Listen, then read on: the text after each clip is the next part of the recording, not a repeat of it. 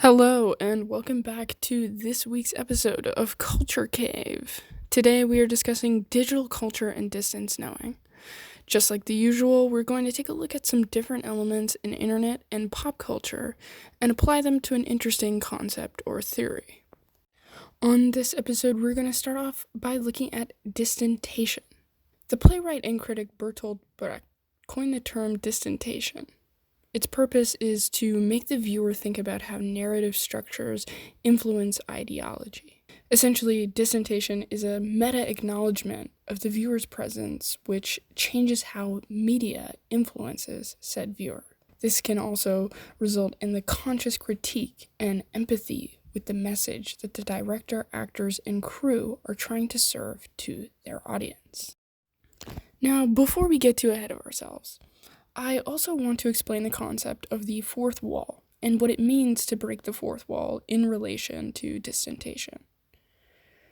The fourth wall is the screen or stage that we are watching. We, the audience, can follow the story and comprehend its fiction, but the story cannot comprehend the existence of the audience.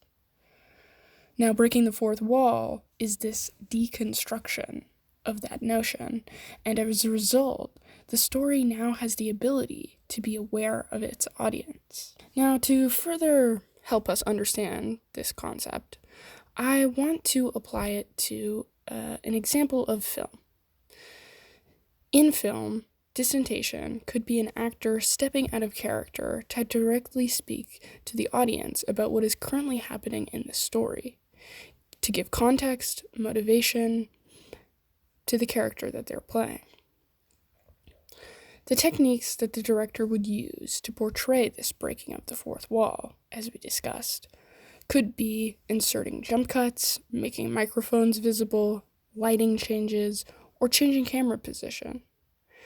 Essentially, it would just have to be some sort of production element that's visible or has been changed in opposition to the already established normal composition of the rest of the film. And we can further break this down by looking at the TV series Fleabag. This is a good example of how distantation breaks down the fourth wall in an intentional and effective way, pushing the viewer's thoughts on the show and creating a new lens for interpretation. This show actually did this so well that they received Emmy nominations for this specific scene that we're going to look at. As the viewer, you get the engagement with the narrative and a new insight into how the writers, directors, and actors want you to feel about the characters.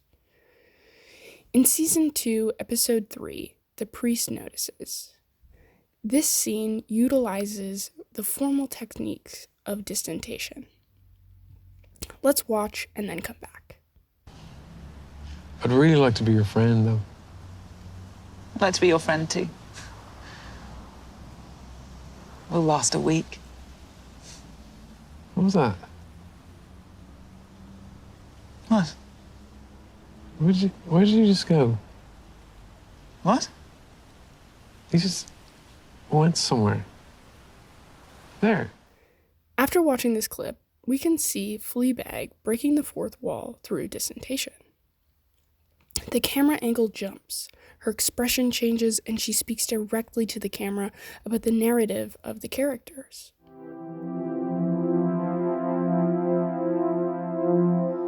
Shifting to internet culture and distantation, let's look at YouTube.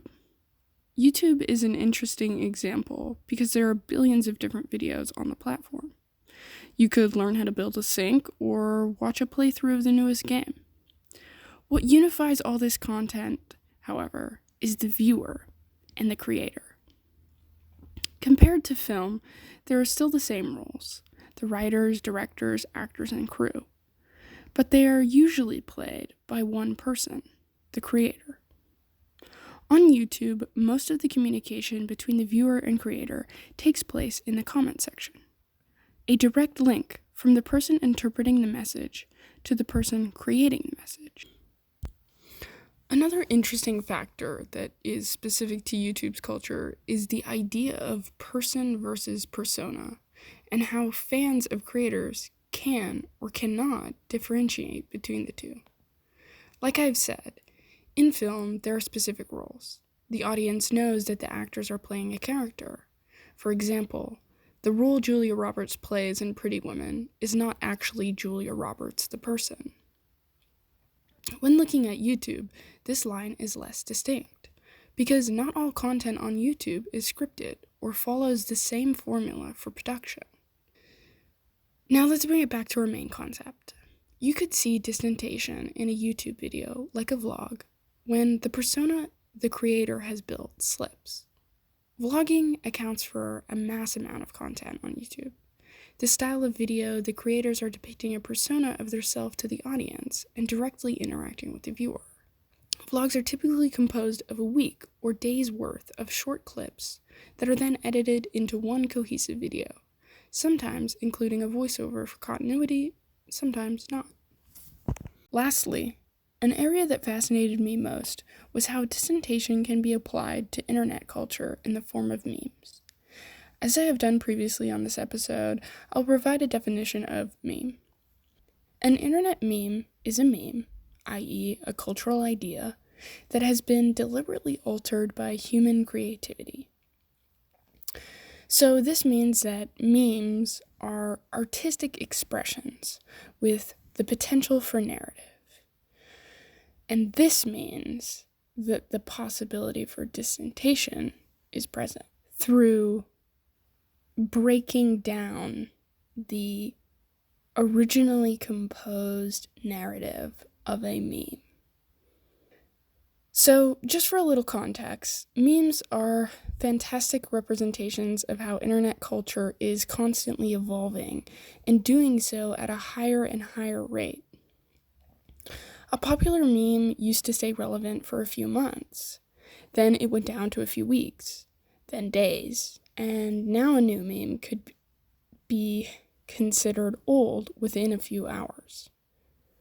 With all of these new memes cycling through, each one is more ironic and specific than the last, so steeped in internet culture that someone unfamiliar with technology would have no idea what the meme's joke or commentary means.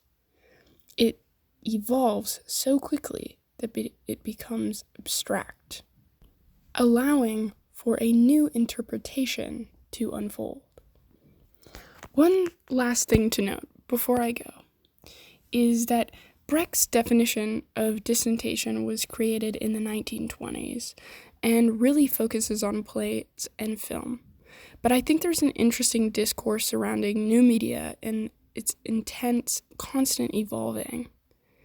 I think that even if it breaks the original definition, or maybe it might have to be slightly altered in some areas to fit with the times, it's still an interesting concept that could provide a new perspective or breathe new life into how we understand and interpret ideology in media we consume. As always, I hope everyone enjoyed today's episode and you all got something out of our discussion about digital culture, distance knowing, learning about distantation, and new popular media.